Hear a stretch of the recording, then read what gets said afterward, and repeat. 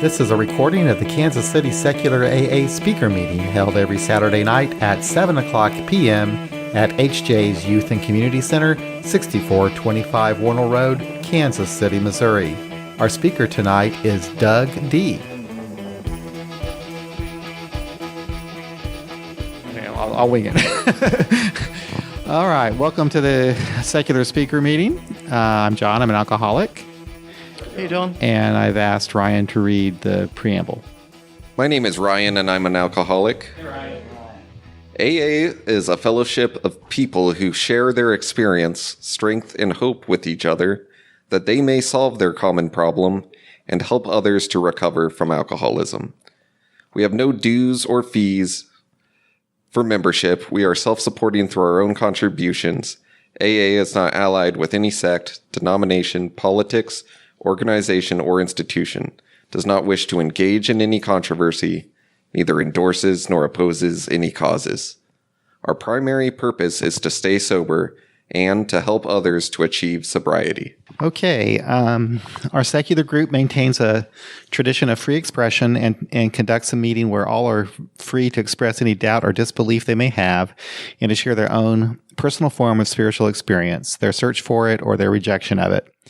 In keeping with AA tradition, we do not endorse nor oppose any form of religion or atheism. Our only wish is to ensure that those who want recovery, without having to accept anyone else's beliefs, can do so.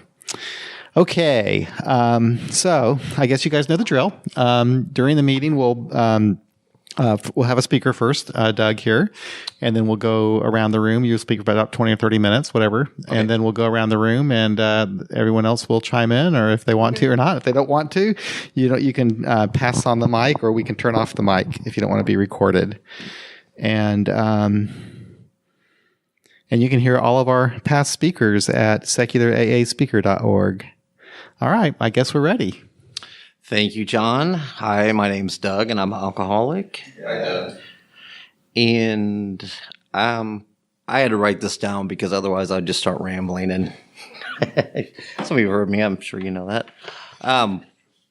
But I guess I'll just get started and then wrap up from there. In July 2018, standing at the bar of Double D's Saloon, my favorite watering hole, what to the rest of civilization calls my garage, the threat of my wife's calls for divorce stopped being threats. I looked at the bar I'd lovingly, drunkenly pieced together with scrap wood and a repurposed solid core door for a bar top heaped with my collections. Who am I kidding? My accumulations of junk. Knowing divorce was in the offing, I stared at the bottomless Walmart knockoff Yeti insulated 30-ounce mug full of bottom shelf box Chardonnay and diet root beer. Yeah, that's true. Why Chardonnay? Highest alcohol content. Root beer to tone down the nitrates. Hey, it was healthier than the fifth of rot gut rum I preferred. All right, Smash Cat doing a Tarantino here. Back to when I was much, much younger. I've thought a great deal going through my past since sober. One day last winter, my grandson was spinning in circles till he fell down, then got up and did it all over again. I remember doing the same when I was little. I fucking loved doing it because of the way it made me feel. Free high? Was that a sign of things to come? Possibly. Probably not a make or break moment.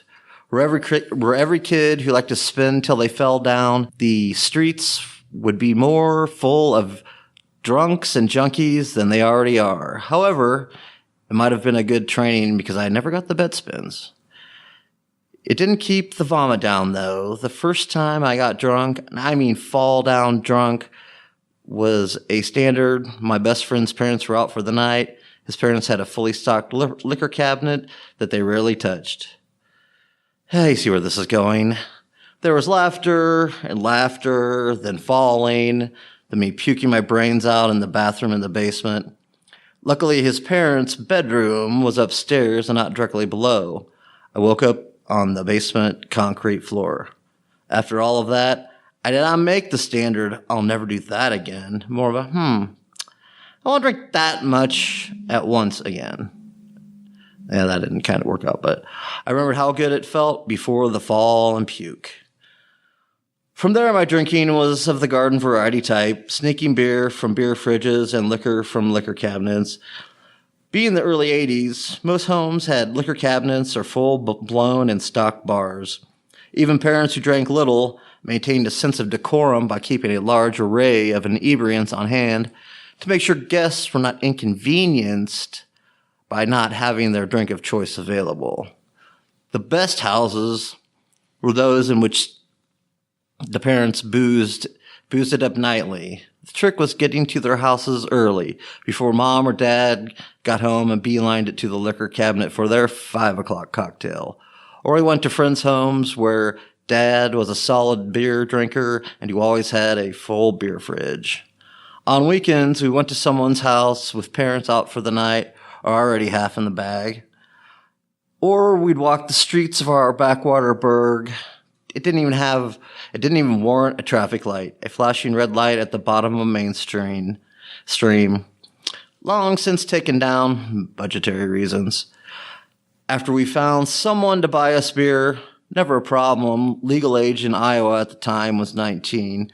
We drank it as fast as we could before it warmed, then on to the liquor if we had scored it. From there, we went to the arcade to play Pac-Man, Galaga, Centipede, pinball, and pool, slipping out the back to slam another beer every probably half hour, maybe an hour. The best nights were when I stayed the night at a friends whose parents were already drunker than us or heavy sleepers, especially houses where my friends had basement bedrooms with a door leading out to the back patio concrete slab. Those were the nights where I first got my taste of binge drinking. I can still remember the taste of the vomit that would cool me off from drinking for some time. However, it did nothing to keep me from doing it again. Right up until I started puking, I loved it. Not so much that I drank every weekend. Given the opportunity, though, I was game. My mother had hearing so acute that she could hear a mouse pissing on cotton at 100 yards away and a nose like a drug dog's. Coming home after a night of drinking, I got grounded.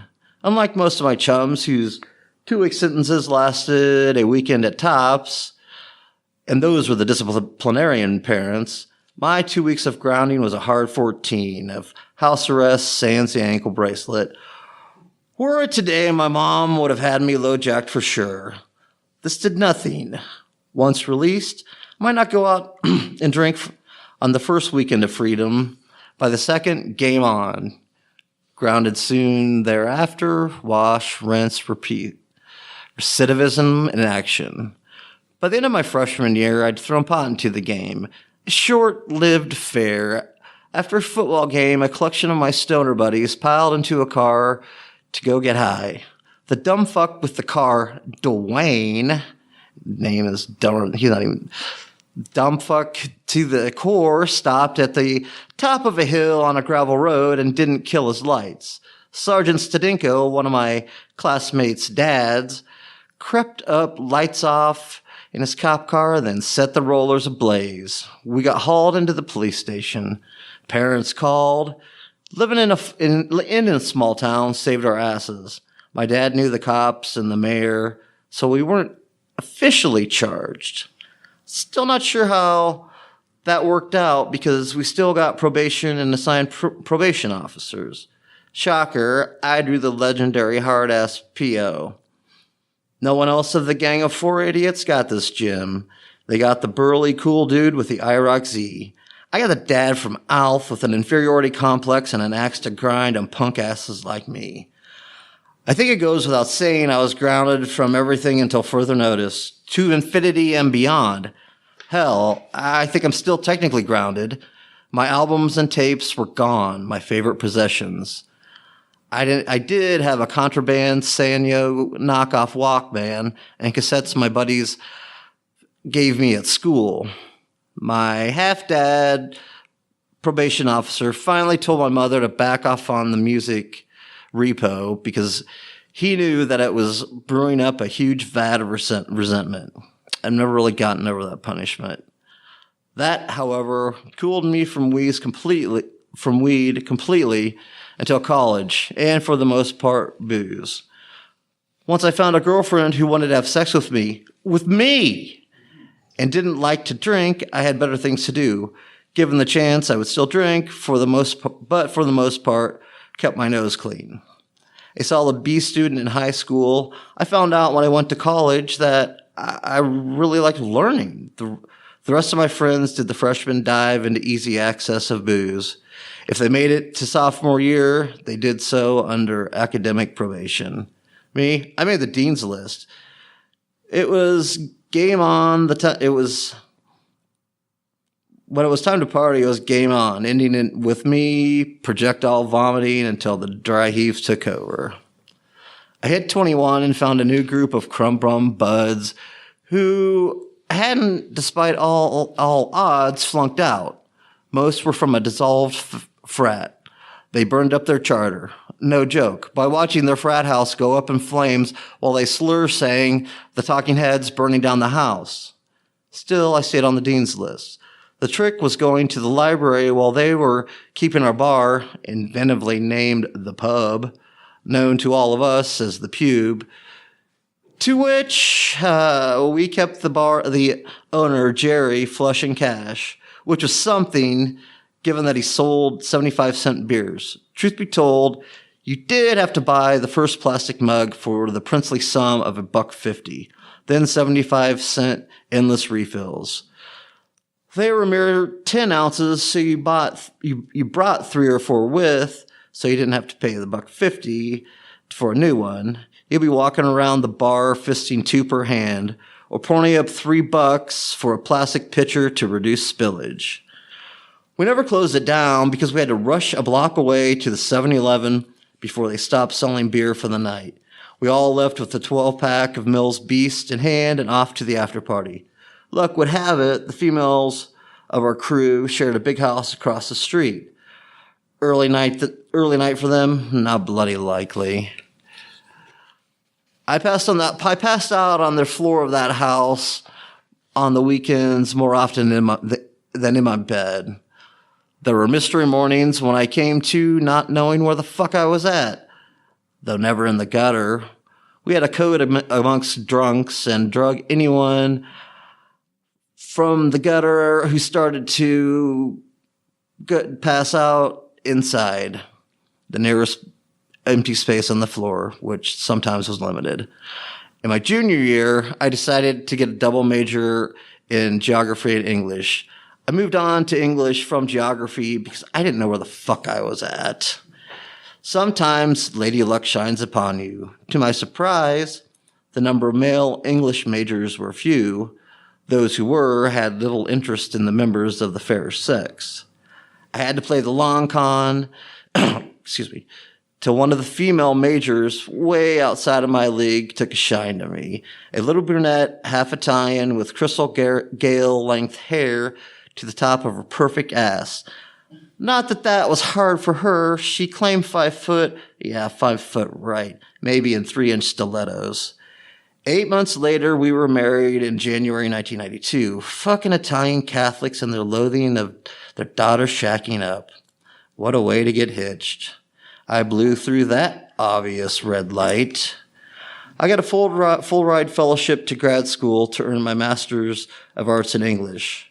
As I am wont to do, I fell into a group of hard drinkers, English grad students, drunks. Yeah, talk about cliche.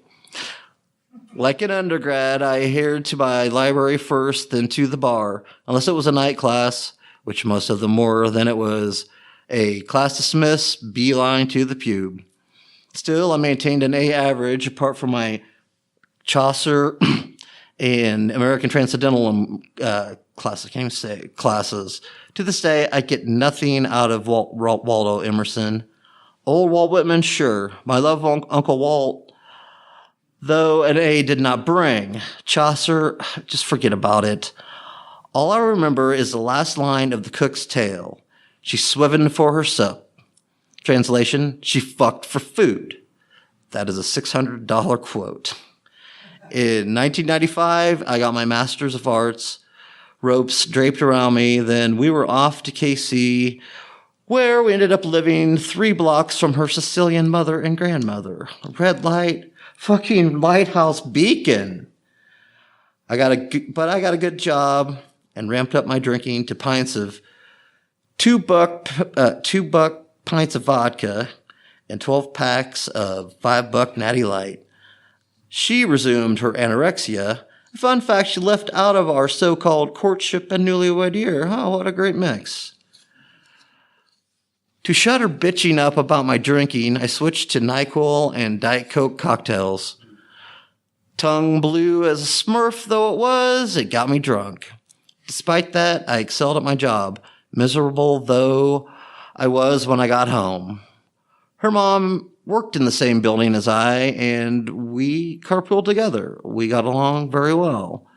I'll never forget the Friday before Labor Day, 1997, when her mom said the words I'll never forget. "Dougie, you're a good man." Huh? "Your wife is moving out tonight." I had been trying to figure out a way to pull that off for months. Then she said, "You'll definitely find someone better." Yes, her own mother said that. Hearing those words, I was on fucking cloud 11, because that went to 11. I floated across the street into the building, high as a kite and actually sober. Luck would have it again that I had become friends that summer with a guy named Jack, who had gotten the boot from his wife the next weekend after I. She did not move out, so he had nowhere to live, and there was no way I could afford the rent on the duplex that I was living in. We quickly found a house behind the original Oklahoma Joe's barbecue joint. Talk about hunger pains, smelling the smoked briskets and ribs from the time I left in the morning to my return that night. On the day we signed the lease, he was with one of his girlfriends, hence the reason why he got the boot. Between bites of pulled pork, Jack asked me, told me, actually, "You need to get back on the horse." "What?" I said, "Get back out there." "I don't know, but I'm listening." "Do you want to go out tonight with a big-titted blonde who smokes, cusses, and drinks as much as you do?" I thought for beat and said, "Oh, fuck yeah." Being pre-cell phone days, his girlfriend went to a payphone. Then the date was set. We went out on the town in Lawrence, Kansas, settling on a bar with a bunch of pool tables. The 4 of us played pool till around midnight, then went back to his girlfriend's place, where my date and I stayed up till 4 talking. Jack gave me her number. I dialed all but the last digit countless times. Jack asked me a couple of days later what the fuck was I waiting for. His girlfriend had told him my date was wondering why I hadn't called. He didn't dial the number and shove the phone into my hand, but he might as well have. I made the call. We talked for about an hour. This was long distance back in the days when unlimited free long distance wasn't even a myth. She lived in some place called Baser, Kansas. I thought she made up the name of the town and was catfishing me. Saturday night, I headed west. In the late 90s, GPS cost hundreds of bucks, and I had no access to MapQuest, if that was even around then. I wrote down the directions, took the exit she gave me, but saw no signs for this fake town. Baser, more like base horror. After about an hour driving in circles looking for a sign, I finally pulled into a gas station and asked the attendant skeptically if there was a town called Baser nearby. "Right up Highway 7, he said. I had been 10 minutes from it for the last hour. I finally made it to her place around 11. I was supposed to be there around 9. She took one look at me and said, "You want to go for a drink?" I said, "More than a little." We stayed for a couple drinks at the only bar in town, then headed back to her place. Had a few more cocktails, talked. I bucked up my courage and kissed her. From there, well, you can fill in the blanks. I remind you that this was less than a month after I got separated from what was my not yet ex-wife, which became official in January 1999. In August 99, Labor Day weekend, Labor Day 98 and 99 were good to me. We moved in together at her duplex in Basel. That October, I dumb-lucked into my current job. To say the pay was better is a gross understatement. We spent New Year's Eve 1999 in our crappy little duplex, watching as the Y2K pending doom fizzled out like a dud firecracker. In December of 2000, I lucked out and was able to buy a starter home with nothing down in Lansing, Kansas. I, and her 16-year-old daughter, I forgot to mention that was part of the package deal, loaded up and moved to our new digs. We loved that place. Now I had a drinking mate. My soon-to-be wife. In the spring of 2001, on March 14th, we got married. No fanfare, nothing at the Little Blue Bell wedding chapel in Arkansas. And I cannot remember the name of the little town. But cut to the summer of 2007. My wife mentioned getting a place with a little land and no neighbors on top of us. I took it as a directive. Soon thereafter, we found our current house in Edwardsville, Kansas, with 3 acres of land and a spring-fed pond. In my infinite stupidity, I went full force to get it financed before we had our current house even remotely ready for the market. Never get a bridge loan. This is cautionary. Unless you can cover 2 mortgages. That being August 2007, a little something happened. I literally shoved a broadsword up the housing market's ass. Like a painful surgery, we suffered 9 months until we unloaded the old place at a $15K loss.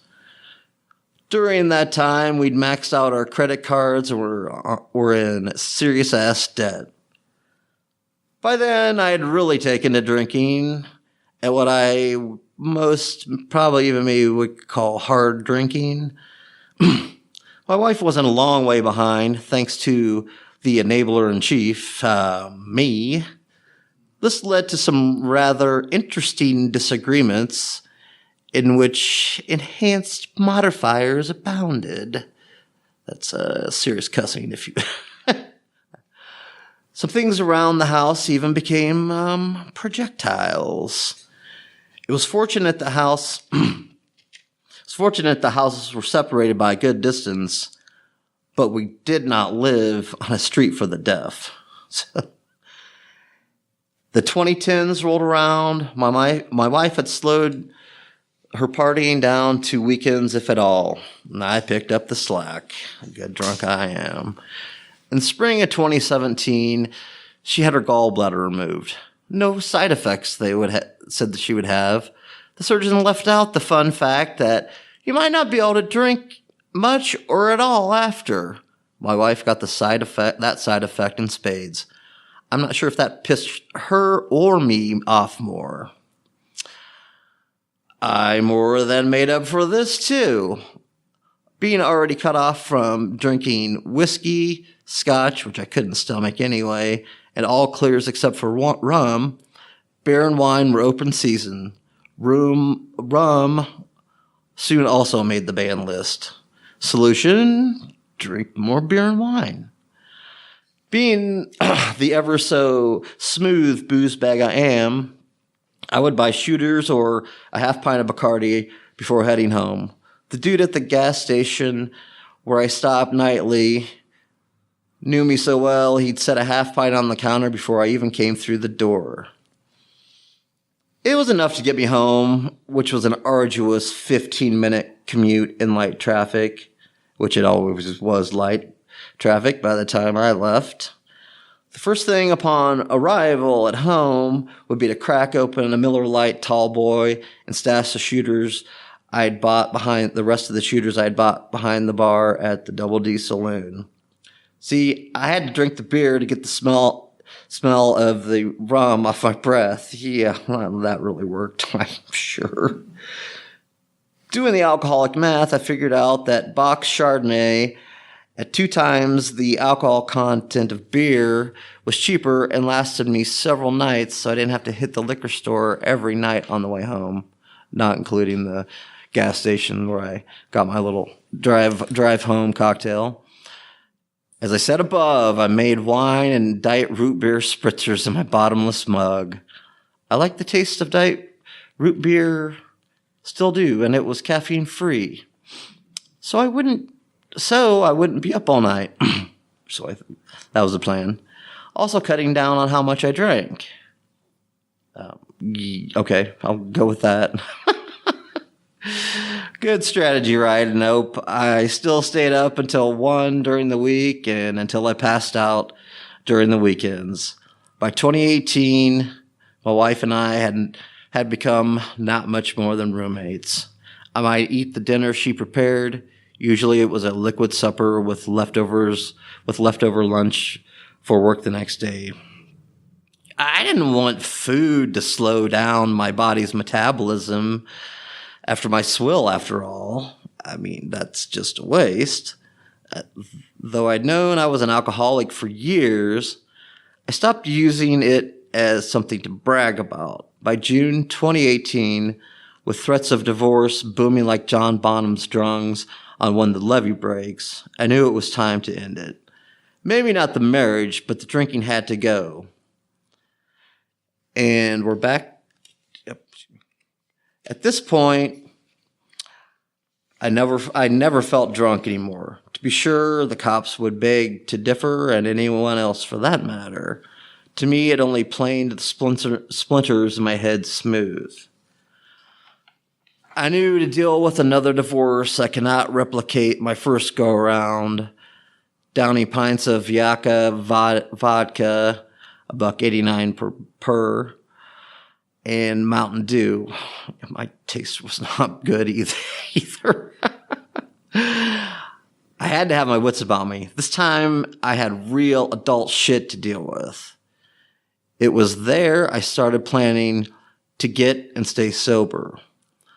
All the while guzzling from my insulated chalice, gulp after gulp of the swill and chain smoking like a late 1800s factory chimney. How to do it. Cold turkey, not gonna happen. Traditional AA, fuck that god shit. Outpatient rehab, good while there, until I hit the first liquor store on my way home. Yeah, canceled that out. Camping in the desert outside of Taos.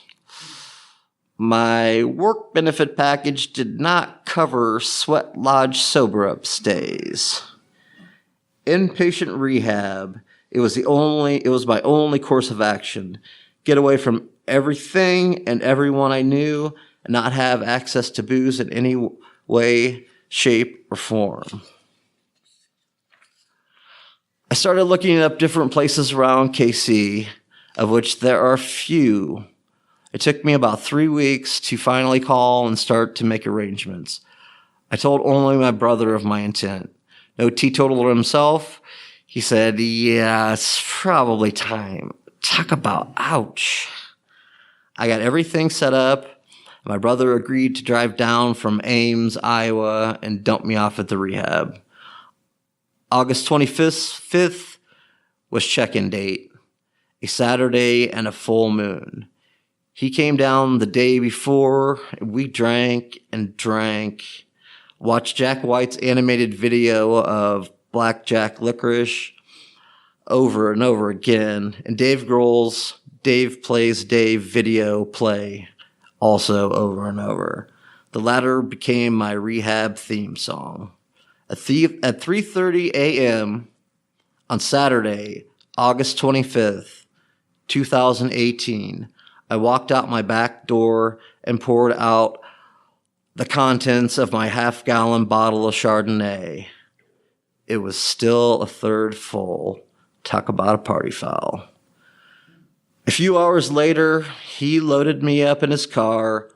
I was soberish by then, and he drove me to rehab, which is about an hour away from my house. The one place we stopped along the way was a Phillips gas station with a huge liquor store packed with rednecks filling their coolers with beer to take to the lakes. So ready was I to quit drinking, it didn't even make me salivate.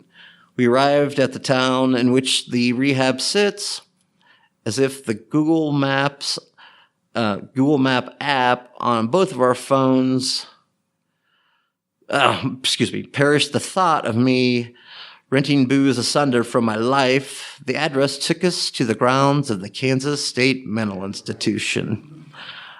Opened in 1865 under the moniker Kansas Insane Asylum. And it looks like it's a fucking old looting bin. Too loony even to film One Flew Over the Cuckoo's Nest. We drove around in circles of the small town, kept passing the Kansas Insane Asylum grounds, finally backtracked and found the facility back up off the road. The only tell was a sign not visible from the road into town. He pulled up to the door, helped me drive my bags in. I shook his hand and thanked him. He was off before I sat down my last bag. A week later, fucking Labor Day weekend again, I'd done the most labor I'd done in years. I was a week sober. On Friday, September 21st, 2018, my wife picked me up from rehab. 28 days sober, and it was another full moon that night.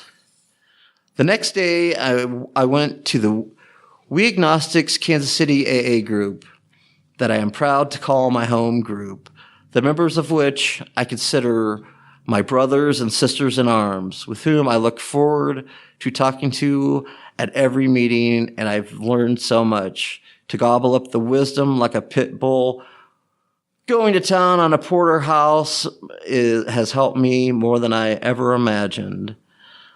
Last night, April 19th, my wife's birthday actually too, was my 8th full moon of sobriety. Next Friday, April 25th, will be my official 8th month on the water wagon, and onward from there. Thanks. Okay, well, thank you, Doug. I bet that was a good exercise writing all that out. It's kind of like a first step. Yeah. Yeah. I had to put it together, and I was hot off the press because I was just as I did in college. I was writing up until the last second. Well, the one thing that at 5, one thing I caught on to was early on. You were talking about how you really had a problem really early on in life as a kid, and I hear that all the time in all of our stories. And I read somewhere, I can't remember where, but that addiction is really a disease of adolescence.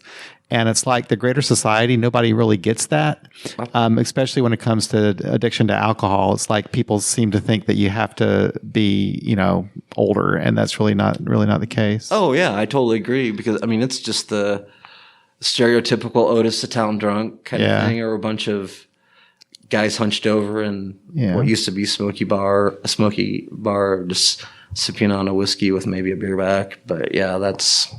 And also, definitely. When I went to Sunflower, I also ended up at Osawatomie as well. So John came down and saw me at the place that I went to rehab, and had a great talk.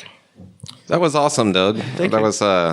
You're a really good writer. I got kind of sucked into your story. I could really imagine certain aspects of it. The way you were very descriptive. Well, I got something right. Yeah. I don't know. I don't know if I really have any questions, but I just want to really compliment you on just being such a fantastic writer. That's something I wasn't aware of. You're always a good speaker in meetings, but you obviously have a really good talent for that. And you said you did really well in school, so I guess that really shows in your writing. Yeah. My wife told me before I came, it's like, you better get something out of that money. Yeah. I said, hey, I had a full ride master's. She's like, yeah, right, whatever. I'm Greg. I'm an alcoholic. Hey, Greg. I totally agree. I was amazed at how well you wrote. That's publishable stuff, indeed.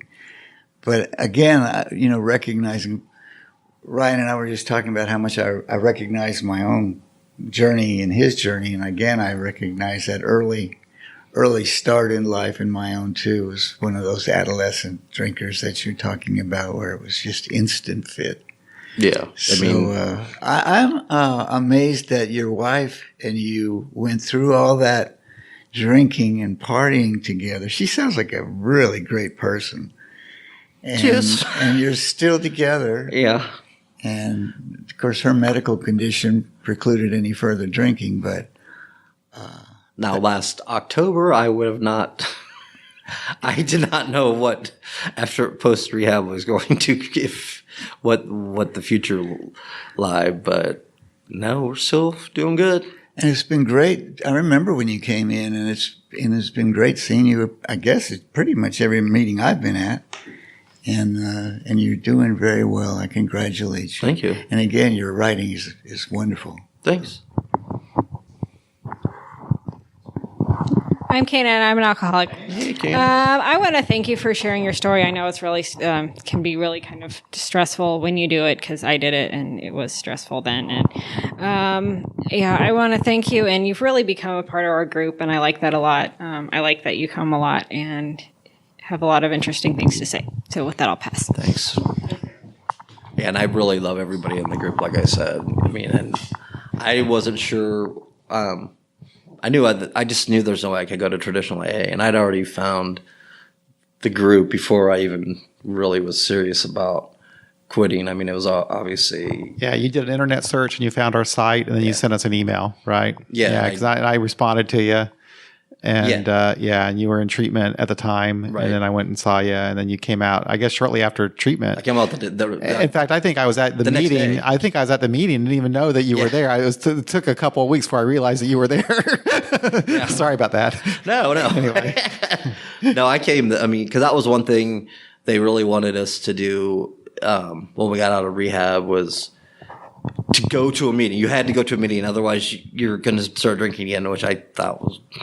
Bullshit. I mean, it important, yes, but I just thought, okay, but looking at your meetings, it was that Saturday at noon, and it's not far from where I live. I live right off of I-70, so getting downtown to downtown Kansas City, down by the plaza, it takes me 20 minutes.